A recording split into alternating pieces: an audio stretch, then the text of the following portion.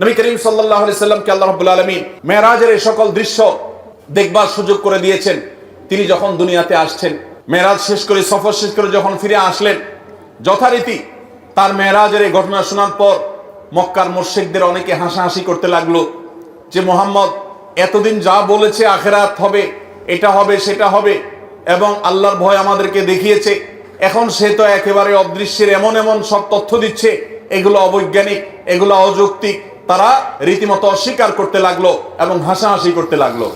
আবু বকর সিদ্দিক রাদিয়াল্লাহু তাআলা আনহু, পুরুষদের মধ্যে যিনি সর্বপ্রথম ইসলাম গ্রহণ করেছেন, ইসলামের প্রথম খলিফা, প্রিয় নবী সাল্লাল্লাহু আলাইহি সাল্লামের সবচেয়ে কাছের মানুষ, সবচেয়ে আপন মানুষ, আবু বকর রাদিয়াল্লাহু তাআলাকে জিজ্ঞাসা করলো একজন, এই সম্পর্কে তোমার বক্তব্য কি? নবী করিম সাল্লাল্লাহু আলাইহি সাল্লাম যখন ফজরের পরে এই ঘটনার বিবরণ দিলেন, তখন আবু বকর সিদ্দিক রাদিয়াল্লাহু তাআলা আনহু এক বাক্যে সবার আগে বললেন, আল্লাহর নবীর মুখ থেকে যেহেতু এই বিবরণ আমি শুনেছি, আমি নিশ্চিতভাবে,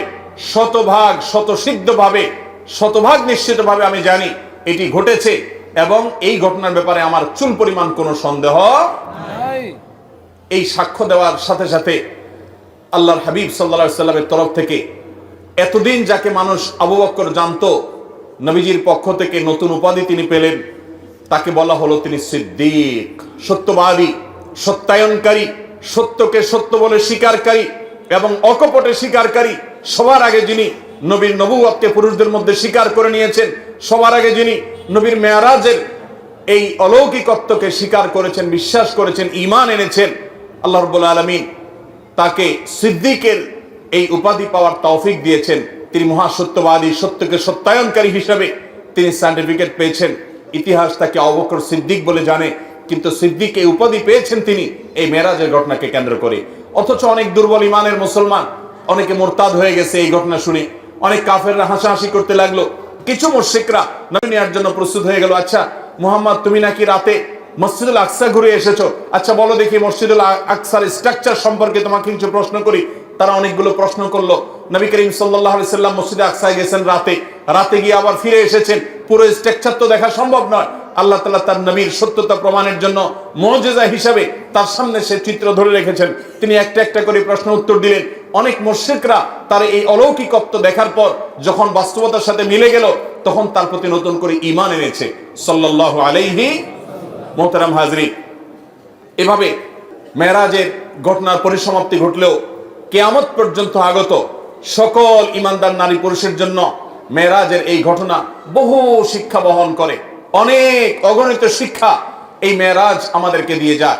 এর ভিতরে একটা বড় শিক্ষা হলো যে মানুষের জীবনে যখন দেয়ালে পিঠ থেকে যায়, যখন সকল দুয়ার বন্ধ হয়ে যায়, যখন পেরেশানি চূড়ান্ত পর্যায়ে চলে যায়, মানুষ যদি আল্লাহর প্রতি আস্থা রাখে, আল্লাহর প্রতি বিশ্বাস রাখে, আল্লাহর দিকে ধাবিত হয়, আল্লাহর দিকে রুজু হয়, আল্লাহর দিকে মোতাওয়াজ্জো হয়, আল্লাহর দিকে সে যদি আগায়, আল্লাহর প্রতি আস্থার চুল পরিমাণ ঘাটতি না থাকে, এই ব্যক্তিকে আল্লাহ রাব্বুল আলামিন এমন ভাবে সান্ত্বনা দিবেন, যেমন ভাবে নবী করিম সাল্লাল্লাহু আলাইহি সাল্লামকে আমাল হুজনে এসে, পিতা চাচাকে হারানোর বছরে এসে, স্ত্রীকে হারানোর বছরে এসে, সহায় সম্বলহীন হওয়ার বছরে এসে, মক্কা এবং তায়েফের মানুষ থেকে বিতাড়িত হওয়ার বছরে এসে চরম অসহায় বোধ যখন করছিলেন, আল্লাহ তাকে যেরকম এমন সান্ত্বনা দেওয়া দিলেন যে সান্ত্বনা তার সকল কষ্ট লাঘব হয়ে গেল, সকল কষ্ট দূর হয়ে গেল, সামনে চলার শক্তি খুঁজে পেলেন, নতুন দিশা পেলেন, ৫ ওয়াক্ত নামাজের নতুন অস্ত্র আল্লাহর সাথে কানেক্টেড হওয়ার জন্য নতুন হাতিয়ার পেয়ে গেলেন। তাকে যেরকম আল্লাহ তাআলা সান্ত্বনা দিয়েছেন, মেরাজের ঘটনা আমাদেরকে শিক্ষা দেয় আমাদের জীবনে যত বিপদ আসুক, যত পেরেশানি আসুক, আমরা আল্লাহর দিকে রুজু থাকবো, আল্লাহর দিকে ধাবিত থাকবো। আল্লাহ রাব্বুল আলামিন আমাদের সমস্ত পেরেশানি দূর করবেন, সমস্ত বিপদ দূর করবেন, আমাদের প্রতি রহম করবেন, এবং আল্লাহর কুদরত আমরা দেখতে পাবো ইনশাআল্লাহ। আল্লাহর উপরে আস্থা রাখবো তো ইনশাআল্লাহ। আল্লাহ তাআলা কোরআনে কারীমে বলেছেন, ওয়া মান ইয়াতাওয়াক্কাল আলাল্লাহ ফাহুয়া হাসবু। যে ব্যক্তি আল্লাহর উপরে তাওয়াক্কুল করবে, যে ব্যক্তি তাওয়াক্কুল করবে হাক্কা তাওয়াক্কুলিহি, যথাযথভাবে তাওয়াক্কুল করা, আল্লাহ তাআলা তার জন্য যথেষ্ট হয়ে যাবেন। আল্লাহ রাব্বুল আলামিন এখনো আছেন, তার কুদরত আছে, অনন্তকাল পর্যন্ত অপরিবর্তিতই থাকবে। আল্লাহ রাব্বুল আলামিনের সেই আল্লাহ তাআলার সেই কুদরত যদি আমরা দেখতে চাই, আমাদের প্রয়োজন হলো সবর, আমাদের প্রয়োজন ধৈর্য, আমাদের প্রয়োজন অটল, আমাদের প্রয়োজন অবিচলতা, আমাদের প্রয়োজন আল্লাহর উপরে আস্থা এবং ভরসাকে পূর্ণ মাত্রায় ধরে রাখা। আল্লাহ তাআলা আমাদের সবাইকে সেই তৌফিক দান করুন। মেরাজের যে সকল বিষয় আমাদের শিক্ষা হিসাবে পাই, তার মধ্যে থেকে অন্যতম গুরুত্বপূর্ণ একটা বিষয় হলো ৫ ওয়াক্ত নামাজ, যেটা বলছিলাম এতক্ষণ।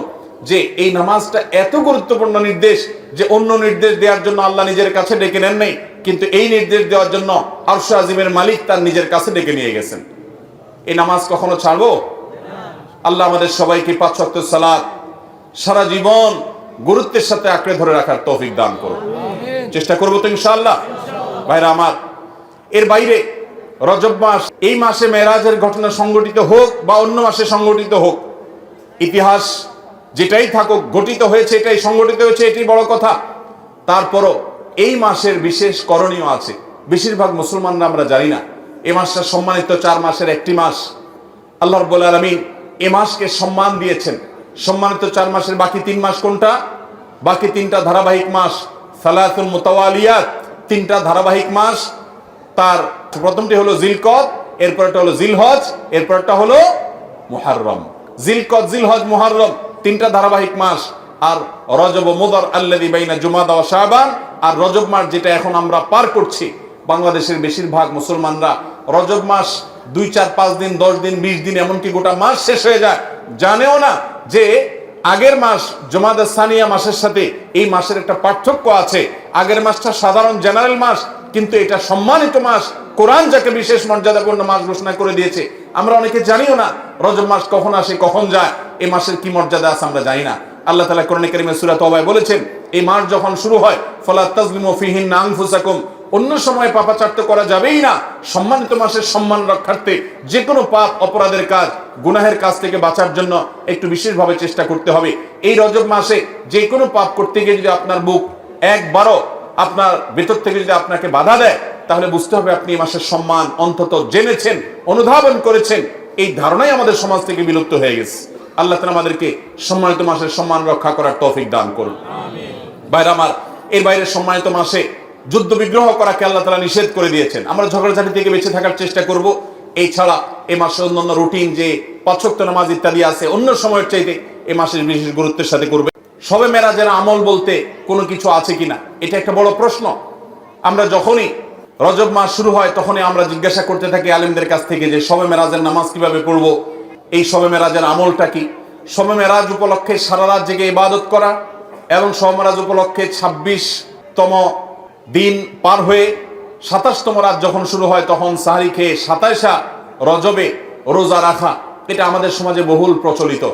অথচ ভাইরা আমার, যেটা আমরা শুরুতে বলেছি, রজব মাসের 27 তারিখে নবী সাল্লাল্লাহু আলাইহি ওয়াসাল্লামের মেরাজ হয়েছে এমনটি নিশ্চিত কোনো বিষয় নয়। নবীজির মেরাজ হয়েছে সেটা মহাসত্য, সেটা চরম সত্য।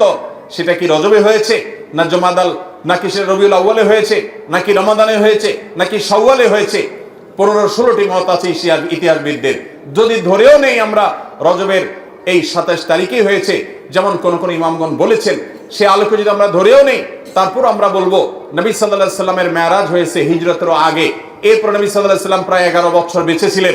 এই পুরো সময় জুড়ে কখনো তিনি মেরাজ দিবস, মেরাজ রজনী উদযাপন এটা তিনি কখনো করেছেন বলে কোনো জাল বা জয়ীফ হাদিসে পর্যন্ত বর্ণিত হয়নি। বিধায় মেরাজের এই ঘটনার পুনরাবৃত্তি বা এই ইতিহাস, ওই তারিখটার পুনরাবৃত্তিকে আপনার কেন্দ্র করে প্রতি বছর একটা বিশেষ দিনকে শবে মেরাজ উদযাপন করা, রাতভর বিশেষভাবে ইবাদত করা, দিনভর বিশেষ গুরুত্ব দিয়ে রোজা রাখার কথা বিশুদ্ধ কোনো হাদিস দ্বারা প্রমাণিত নয়।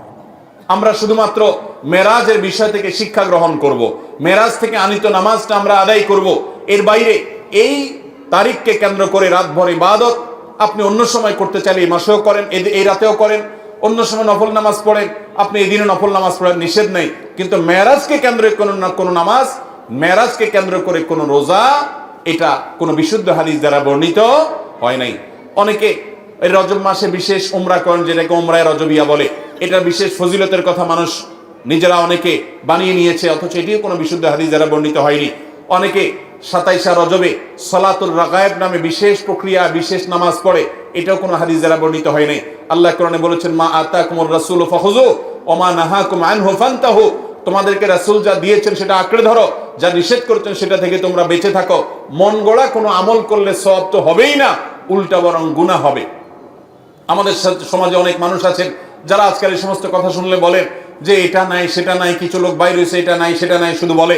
ভাইরা বাবারা আমার, কোরআন এবং হাদিসে যদি থাকে আপনি 100 বার আমল করেন, আপনি একটু দেখেন, একটু যাচাই করেন, একটু চেক করেন কোরআন হাদিস অনুবাদ হয়ে গেছে, বইফোর কোনো বই পুস্তক নয়, হয় কোরআনে আল্লাহর নবী করিম সাল্লাল্লাহু আলাইহি ওয়াসাল্লামের কোনো হাদিসে। ইসলাম ফাউন্ডেশন প্রায় সবগুলো বই অনুবাদ করেছে, বড় বড় প্রসিদ্ধ হাদিস গ্রন্থগুলো। আপনি চেক করে দেখেন যে মেরাজের রাতকে কেন্দ্র করে, মেরাজের দিনকে দিবসকে কেন্দ্র করে কোনো আমল সাহাবা ইকরাম করেছে কিনা, নবী সাল্লাল্লাহু আলাইহি ওয়াসাল্লাম করেছে কিনা। তিনি যদি করে আপনি কেন করবেন না? আর যদি তিনি না করেন তো মনে রাখবেন, দেখতে মনে হয় নামাজ ভালো জিনিসই তো, আবার এখানে বাধা কেন? অনেকে বলেও যে রাত্রে মানুষ নামাজ পড়বে, চুরি তো করবে না, গান তো শুনবে না, তাহলে কিছু হুজুররা বাধা কেন দেয়? ভাইরা আমার, নামাজ আপনি পড়েন, এটাতে কোনো সমস্যা নেই, কিন্তু এই রাতে কোরআন হাদিসের নির্দেশ, ইসলামের নির্দেশ মনে করে যদি কোনো কাজ করেন, অথচ ইসলাম আপনাকে নির্দেশ করে নাই, তাহলে সেটা হলো মন গড়া আমল। মন গড়া আমলকে বলা হয় বিদআত, আর বিদআত হলো গোমরাহি, ভ্রষ্টতা। ওয়া কুল্লু দালালাতিন ফিন্নার। আর নবীজি বলেছেন সকল ভ্রষ্টতার ঠিকানা কোথায়? জাহান্নাম। আমরা যখন খেতে চাষ করি, চাষ করলে শুধুমাত্র যখন আপনি ধানের গাছ লাগান, শুধু ধান গাছ হয় না সাথে আগাছাও হয়? আগাছা দেখতে ধানের মতো না? আমরা কি সে আগাছাগুলো রেখে দেই নাকি আস্তে আস্তে তুলে ফেলে দেই? যদি কেউ মনে করে আরে ধান গাছ তো অল্প একটু জায়গাতে আছে, আগাছা আগাছার জায়গায় হয়েছে, সমস্যা কি? এই বেচারাকে তুলে কেন মেরে ফেলতে হবে? থাকুক না, ধান গাছও থাকুক, ওইটাও থাকুক, তাহলে ধানের ফসলের ফলন ভালো হবে। আপনার ঈমান এবং আমলের ফলন যদি ভালো হতে হয়, তাহলে বিদআত এবং মন গড়া আমল এগুলো থেকে নিজেকে সরাতে হবে। আপনি এমনি নিজে থেকে নফল আমল করেন, সেটা ভিন্ন কথা, কিন্তু বিশেষ কোন দিবসে কোরআন হাদিসে আছে বা ইসলামের নির্দেশ মনে করে, বিশেষ ফজিলত মনে করে যখন করবেন, তখন সে বিদআতে পর্যবসিত হবে। অতএব মেরাজ এটাকে উদযাপন নয়, আসুন মেরাজকে উপলব্ধি করার চেষ্টা করি। মেরাজকে ঘটা করে পালন করা নয়, বরং মেরাজের শিক্ষাগুলো দিয়ে আমাদের জীবনকে আমরা সাজাবার চেষ্টা করি। চেষ্টা করবো তো ইনশাআল্লাহ। আল্লাহ রাব্বুল আলামিন আমাদের সবাইকে মেরাজের এই গুরুত্ব বুঝার তৌফিক দান করুন। এই মেরাজের অন্যতম বড় শিক্ষা হলো আমাদের প্রিয় নবী সাল্লাল্লাহু আলাইহি ওয়াসাল্লামের মর্যাদা কত বেশি। এই মেরাজ থেকে আমরা উপলব্ধি করার সুযোগ পাই, কারণ তিনি তার হাবিবকে ডেকে নিয়ে গেছেন এবং অন্য নবীদের সাথে সাক্ষাৎ করিয়েছেন, নবী এবং রাসূলদের ইমামতি করিয়েছেন।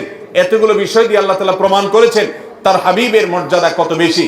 সেই সাথে মসজিদে আকসা এবং বাইতুল মাকদিসের যে মর্যাদা অনেক বেশি, সেটাও কিন্তু এই মেরাজের ঘটনা থেকে বোঝা যায় যে আল্লাহর হাবিবকে আল্লাহ তাআলা সেখানে প্রথমে নিয়ে গেছেন এবং বলেছেন কোরআনে যে তার চতুর্পাশে আল্লাহ তাআলা বারাকা দিয়েছেন। অতএব আমরা মেরাজের এই সকল শিক্ষাগুলো আমরা অর্জন করার চেষ্টা করব তো ইনশাআল্লাহ। এই শিক্ষাগুলো ধারণ করব তো আমরা ইনশাআল্লাহ।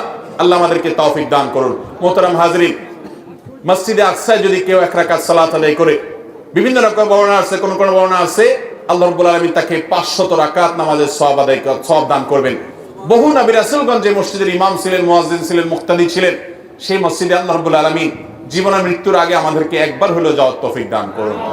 অভিশপ্ত ইহুদিদের হাত থেকে দখল মুক্ত করে এই মসজিদকে মুসলমানদের অধীনে এনে মুসলমানদেরকে গোটা পৃথিবী থেকে যাওয়ার তৌফিক আল্লাহ তাআলা দান করুন। সবার চেষ্টা করবো তো ইনশাআল্লাহ।